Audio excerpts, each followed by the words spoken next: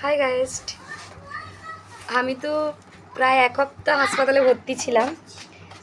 মানে ওখানে থেকে তো আমার বেশি শরীর খারাপ করে যাচ্ছিলো। এত সারাদিনে দুটো হাতে ছুঁচ ফুটিয়ে ফুটিয়ে আর কিছু রাখে না আমার।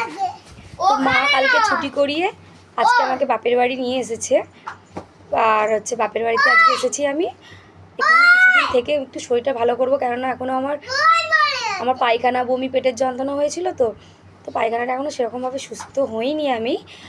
আর অনেক ওষুধও দিয়েছে, ট্রিটমেন্ট। এই হাতে কিছু কাজ করতে পারছি না, সব হাত ব্লাড বসে গেছে, পুরো ছুটপুটি পুরো হাত বেঁকে গিয়ে ব্লাড বসে গেছে। দেখুন পুরো কালো কালো হয়ে গেছে, পুরো বোঝা যাচ্ছে যে আমার হাতের অবস্থা দেখুন, পুরো এরকম হাতে আর কাজও করা যাবে না এখন কিছুদিন।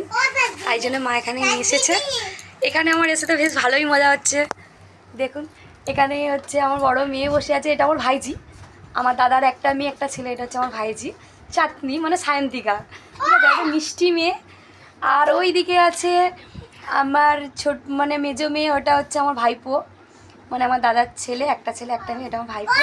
আর আমার গুন্ডা ওই দেখো সই দেখতে পেয়েছো। বাইরেটা কেমন, ছাদটা কেমন, আমি উঠে আপনাদেরকে দেখাবো। এখন আমি মানে এত রোদ আর আমার মাথা ঘুরছে, এত দূরের রাস্তা এসেছি উলুবেড়িয়া থেকে খানপুর, তার জন্য আমি ছাদে উঠতে পারছি না, রোদের জন্য মাথা ঘুরছে বলে। আস্তে আস্তে গাড়িতে হাফ রাস্তায় মাথা ঘুরে হয়ে গেছে, অনেকক্ষণ গাড়ি দাঁড় করে দিয়েছিল। তবে অনেক দিন ইউটিউবে তো কিছু ছাড়তে পারিনি, তোমাদের সঙ্গে অনেক দিন দেখা সাক্ষাৎ নেই। চলো বন্ধুরা, এখন রাখছি, আমি কিন্তু পরে তোমার দিকে জানাবো, ঠিক আছে, আর কি হলো না হলো। টাটা।